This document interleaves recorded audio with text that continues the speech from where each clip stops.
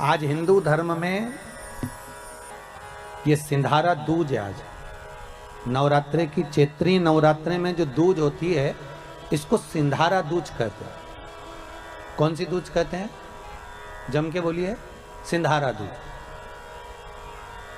सिंधारा दूज का मतलब ये होता है कि कल है तीज, जिसको हमारे यहाँ गणगौर तीज कहते हैं। शंकर और पार्वती 16 दिन तक तैयार हुए थे और तैयार होने के बाद शिव और पार्वती शिव महापुराण के यजमान बनकर जा रहे थे। तो कल का दिन है वो। कौन सा दिन है कल का? गणगौर तीज का दिन, कल का दिन। चैत्र के महीने में जो शुक्ल पक्ष की तीज आती है, वो चैत्री नवरात्रे में जो तीज की तिथि होती है, उस दिन शंकर और पार्वती शिव महापुराण के यजमान बनकर कथा सुनने के लिए गए थे। 16 दिन तक पार्वती और शंकर का श्रृंगार होता है। उसमें से आज का दिन सिंधारा दूज का होता है। क्यों सिंधारा दूज कहते हैं? सिंधारा दूज का मतलब क्या है? क्यों हिंदू धर्म में सिंधारा दूज मनाई जाती है? किस लिए? आज पूरे भारत की भूमि पर कई माताएं हाथ में मेहंदियां लगाती हैं, चूड़ियां पहनती हैं, सुंदर चुनरी पहनती हैं, माँ ब्रह्मचारिणी का पूजन करती हैं, माता का आराधना करती हैं। सिंधारा दूज, उसका कारण केवल इतना सा है। सिंधारा दूज का मतलब यह होता है कि चंचुला देवी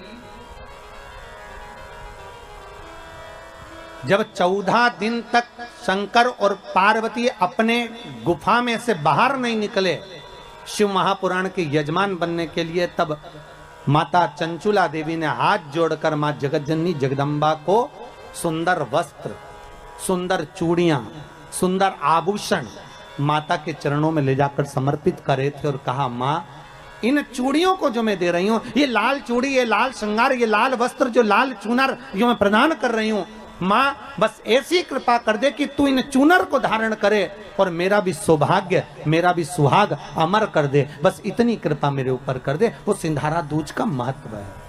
आज भारत की भूमि की सभी माताओं को सिंधारा दूज का बहुत बहुत बधाई। माता पार्वती, गणगौर महारानी, ब्रह्मचारिणी महारानी, माँ जगतजननी आपके सुहाग को अखंड सौभाग्यवती बनाए, यही भगवान से प्रार्थना। जैसे चंचुला देवी ने माता पार्वती से निवेदन करा था, आप भी एक भाव से निवेदन करें। अगर हम मृत्यु लोक में जन्म लिए हैं, चाहे जो भी बनकर पैदा हुए हो, 84 लाख योनियां जो हमको मिली, उसमें हम जो पैदा हुए, जन्मे, तो हमने वापिस जाने के बाद नरकों का भोग भी भोगा है। पर हो सकता है कि वो नरकों का भोग भोगते भोगते जब हम थक गए हों, तो भगवान से ही हमने प्रार्थना कर ली हो कि प्रभु अब तो क्षमा करो और एक काम करो कि अब हमको वापस मृत्यु लोक में जन्म दे दो, बाकी का बचा कुचा वहां पर भोग लेंगे।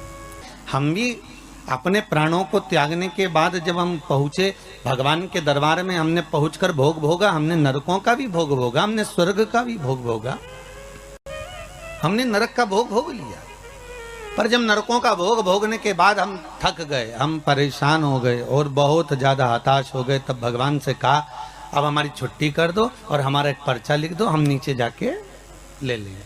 अर्थात जो बचा कुचा भोग है नरक का, बचा कुचा दुख है, तकलीफ है, कष्ट है, वो मनुष्य के शरीर में हम नीचे आकर क्यों भोग रहे हैं? क्योंकि हम उस परमात्मा से पर्चा लिखवा कर लाए हैं कि हमको बाकी का भोग हम घर जाकर भोग लेंगे, हमको जाने दीजिए, हमको यहाँ रहना नहीं है, अब हमें यहाँ से मुक्त कर दीजिए, अब हमको यहाँ से जाना। और संसार सागर में अगर उसने जन्म लिया है, संसार सागर में अगर वो आया है,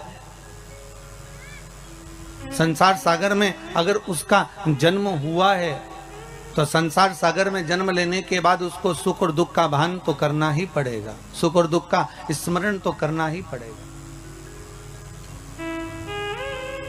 उसको कर्मों का भोग तो भोगना ही पड़ेगा। इसलिए हम बार बार कहते हैं कि मत बुरे कर्म कर बंदे वरना पछताएगा, भगवान की आंखों से तू बच नहीं पाएगा, तू बच नहीं पाएगा। अरे ओ अज्ञानी मत कर नादानी। इस संसार सागर में जन्म लेने के बाद हमारे को जो भोगना है वो कर्म के अनुसार भोगना है, हमें कर्म के अनुकूल रहना है।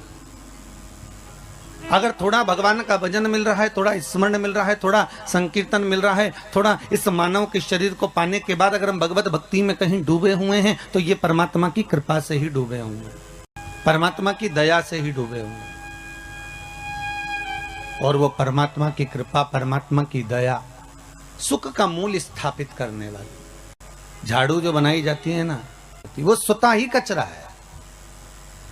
उस कचरे को साफ करने के लिए झाड़ू में बंधन होना जरूरी है।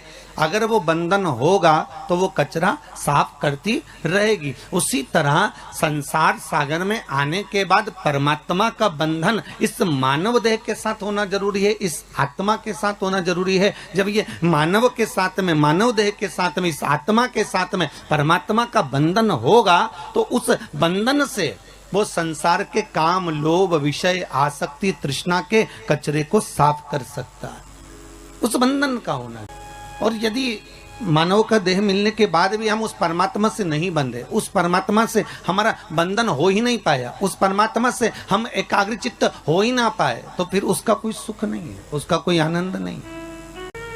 जैसे आप रोज गंगा नहाने नहीं जा सकते, आप रोज सरयू का स्नान करने नहीं जा सकते, आप रोज छिपरा का स्नान करने नहीं जा सकते, आप रोज प्रतिदिन कहीं मंदाकिनी का स्नान करने नहीं जा सकते, तो हमारे हिंदू धर्म में रीति बना दी कि गले में तुलसी की माला पहन लो, रुद्राक्ष की माला पहन लो। तो क्या तुलसी और रुद्राक्ष पहनने से होगा क्या? तो हमारे यहाँ शास्त्र वर्णन करता है कि हम गले में जब तुलसी की माला धारण करते हैं, हम गले में जब रुद्राक्ष की माला धारण करते हैं, एक लोटा भरा हुआ पानी भी अगर हमने अपने शरीर पर डाला तो वो तुलसी और रुद्राक्ष से होकर जब इस श्री विग्रह पर, जब इस शरीर पर जाता है, वो पानी तुलसी का लगा हुआ, वो रुद्राक्ष का लगा हुआ जल जब इस शरीर पर जाएगा तो हमें गंगा, यमुना, सरयू, सरस्वती सबके स्नान का पुण्य एक साथ प्राप्त हो जाएगा। मात्र उस जल का स्पर्श हो जाने पर, तुलसी के जल का, रुद्राक्ष के जल का मात्र अपने ऊपर सींचन ही हो जाने पर वो फल की अनुभूति हो जाती है। हम विचार करें, जितने लोग टीवी चैनल के माध्यम से कथा सुन रहे हैं, गले में अगर आपके तुलसी की माला है और आप प्रतिदिन स्नान करने के लिए भले वॉशरूम में जा रहे हैं और स्नान कर रहे हैं, एक लोटा पानी भी अगर आपके शरीर पर डल रहा है तो वो तुलसी से निकलकर इस शरीर पर जब जाता है तो गंगा, यमुना, सरस्वती के स्नान का पुण्य मिल जाता है। गले में अगर रुद्राक्ष की माला है, आप अगर स्नान करें और रुद्राक्ष का जल आपके शरीर पर जा रहा है तो उसका फल 1000 गुना प्राप्त हो जाता है, 1000 गुना फल। अरे कितना सुंदर भाव कहा है महाराज जी कि स्कंद पुराण में 16 मुखी तक रुद्राक्ष का वर्णन है, शिव महापुराण में 14 मुखी तक रुद्राक्ष का वर्णन। शिव महापुराण और स्कंद पुराण कहती है कि मात्र अगर रुद्राक्ष का जल ही, केवल एक रुद्राक्ष का, अगर असली रुद्राक्ष अगर आपके पास में है और उसको पानी में गलाया गया है और उसका जल ही अगर हम आचमन कर लिया तो उससे भी हजारों रोग हमारे समाप्त हो जाते हैं। मात्र रुद्राक्ष का जल का आचमन ही कर लेने पर वो औषधि का कार्य भी कर जाता है, वो आनंद की अनुभूति भी। शिव पुराण कहती है, शिव महापुराण वर्णन करती है कि ब्रह्मदेव, भगवान ब्रह्मा भगवान शिव के पास जाकर कहते हैं कि अब इस सृष्टि का जो निर्माण है, इस सृष्टि का जो निर्माण मुझे करना है, उसमें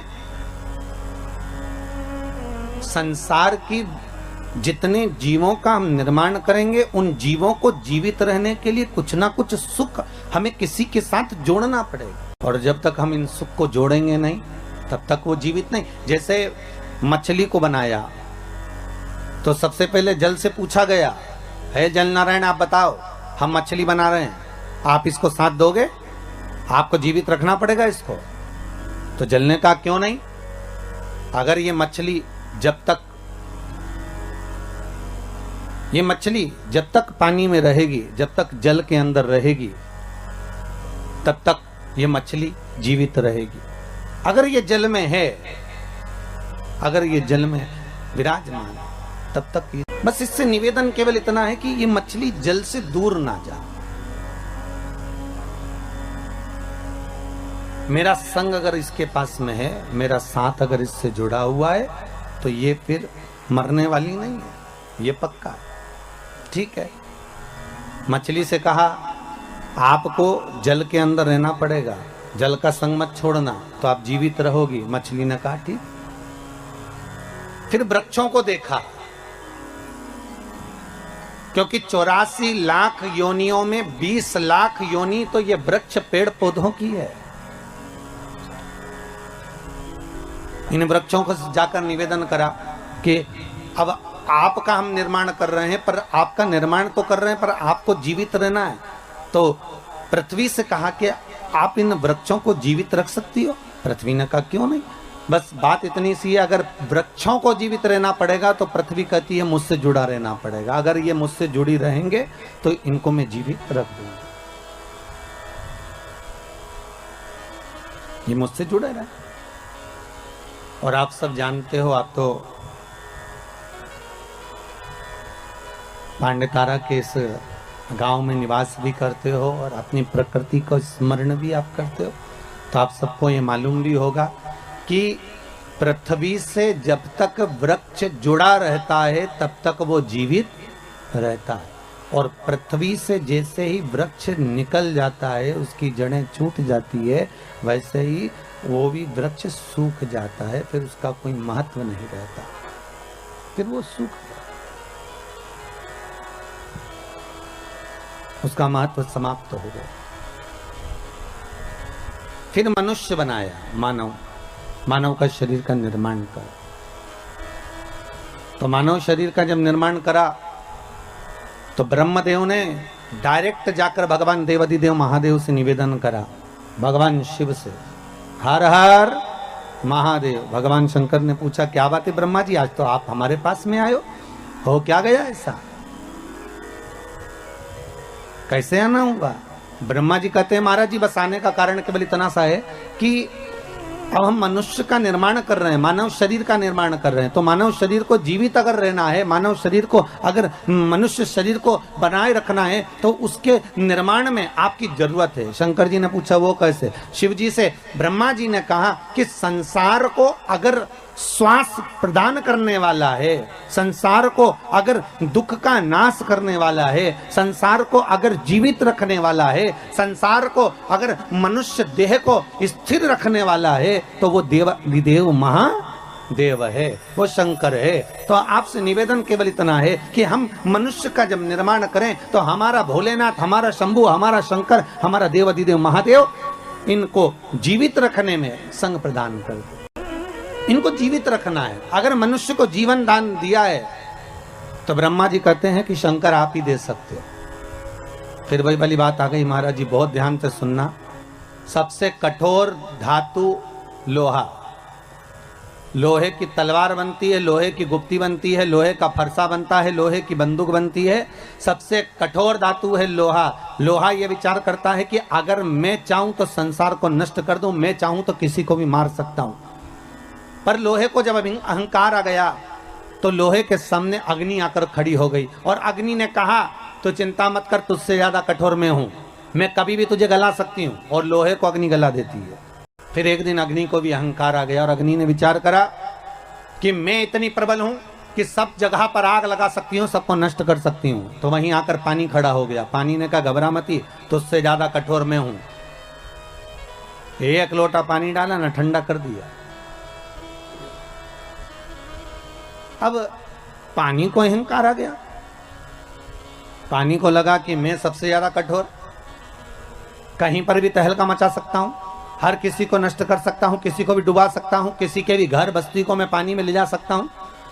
तो पानी के भीतर अहंकार था, वहीं पर आकर मनुष्य खड़ा हो गया। मनुष्य ने कहा चिंता मत कर, एक लोटा पानी भरा, वहीं खड़े खड़े डकार गया। ले अब देखिए, लोहे से ज्यादा कठोर अग्नि, अग्नि से ज्यादा कठोर पानी, पानी से ज्यादा कठोर मनुष्य, और मनुष्य ने विचार करा कि मैं सर्वस्व हूं, मेरे बराबर कोई नहीं हो सकता। अहंकार में जब मानव डूब गया तो मनुष्य को बीमारी निगल गई, बीमारी ऐसी लग गई, बीमारी ने कहा तुझसे ज्यादा कठोर मैं तुझे पूरा निगल सकती हूँ। एक बीमारी मनुष्य के शरीर में लगती है और वह अच्छे अच्छे सूरमा को भी निगल जाती है, पर बीमारी ने विचार करा कि मेरे बराबर कोई नहीं हो सकता, मैं अच्छे अच्छे को निकल गई, अच्छे अच्छे सूरमा को भी निकल गई। तो बीमारी ने जब अहंकार करा उतने समय में स्वयं कालों का काल महाकाल आकर खड़ा हो गया और बीमारी को ही निकल गया। क्योंकि अकाल मृत्यु वो मरे जो काम करे चंडाल का, और काल उसका क्या बिगाड़े जो भक्त हो महा काल का। भगवान शंकर की अगर आराधना कर रहे हो, शिव की उपासना कर रहे हो, शंकर की भक्ति में अगर डूबे हुए हो, शिव आराधना में डूबे हुए हो, अगर शंकर के अनुमोदन में डूबे हुए हो, तो ये पक्का है कि काल भी आपको कुछ बिगाड़ नहीं सकता, काल भी नहीं बिगाड़ सकता। श्री शिवाय नमस्तुभ्यम, हरे महादेव। आज सिंगारा दूज के दिन की विशेष उपाय पूज्य गुरुजी पंडित प्रदीप मिश्रा जी के द्वारा बताया गया सिंगारा दूज के दिन किए जाने वाले विशेष उपाय। चैत्र नवरात्रि के दूसरे दिन को सिंगारा दूज कहते हैं। तो आशा करती हूँ यह वीडियो पसंद आई होगी। वीडियो पसंद आई होगी तो वीडियो को लाइक करें, और हमारे यूट्यूब चैनल पे नए हैं तो चैनल को सब्सक्राइब कर लें, और कमेंट में ओम नमः शिवाय लिखना ना भूलें।